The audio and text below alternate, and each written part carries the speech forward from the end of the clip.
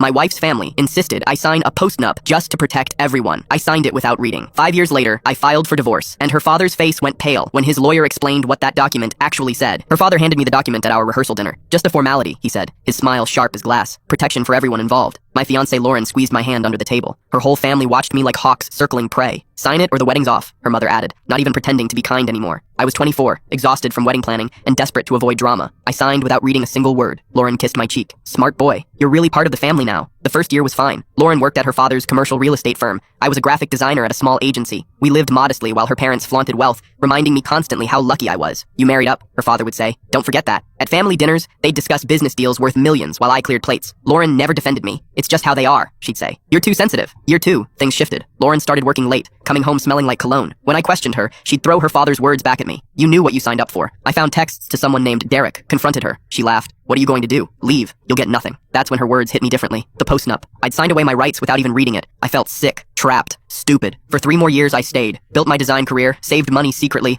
and let Lauren believe I was powerless. She grew bolder. Derek became a regular presence. Her family knew and said nothing. Her father actually smirked at me during Christmas. Marriage isn't a fairy tale, son. You adapt or you leave with nothing. Last month, I filed for divorce. Lauren laughed when the papers arrived. This is hilarious. My lawyer's going to destroy you. You signed away everything, remember? Her father called that night, triumphant. You have no idea what that document says. You'll walk away with nothing but your designer salary and your dignity in tatters. I didn't respond. Just waited. The preliminary hearing arrived. Lauren showed up in a designer suit, her whole family flanking her like an army. Her father sat front row, practically glowing. Their lawyer, Harrison, was a shark in expensive shoes. He stood up, confident. Your Honor, Mr. Patterson signed a post-nuptial agreement that clearly states in the event of divorce initiated by him, he forfeits all claims to marital assets, spousal support, and any stake in family holdings. My lawyer, David, smiled quietly. He'd spent weeks analyzing that document. Your Honor, may I present the actual post-nuptial agreement? He projected it on the screen. There, in dense legal language I'd never read, was the truth. The agreement stated that in the event of divorce initiated by Mr. Patterson, due to infidelity, abandonment, or financial misconduct by Mrs. Patterson, he is entitled to around 65% of all marital assets, full ownership of any property acquired during marriage, and immediate transfer of Mrs. Patterson's stake in her father's company. The room went silent. Lauren's face drained of color. What? Her father stood up, shaking. That's not what it says. That's impossible. Harrison grabbed the document, reading frantically. His professional composure cracked. Mr. Patterson, when did you sign this? At our rehearsal dinner, I said calmly. Your family insisted. I signed what they gave me. Her father looked at her mother in horror. You said you had it rewritten. You promised. Her mother's face went gray. I thought I did. I must have grabbed the wrong draft. The wrong draft turned out to be the one Lauren's grandfather had commissioned before he died. He never trusted his daughter or granddaughter with money. He'd created a postnup protecting the spouse from his family's cruelty. It sat in the lawyer's file for years, until Lauren's mother accidentally pulled it instead of her version. The signatures were notarized, the date verified. Judge Morrison ruled in my favor. Her father grabbed my arm in the hallway. Please, we can negotiate. I pulled free. You said there was nothing to negotiate. Remember, I walked out owning 67% of everything and Lauren's entire company stake, her grandfather's final revenge on the family he knew would be cruel.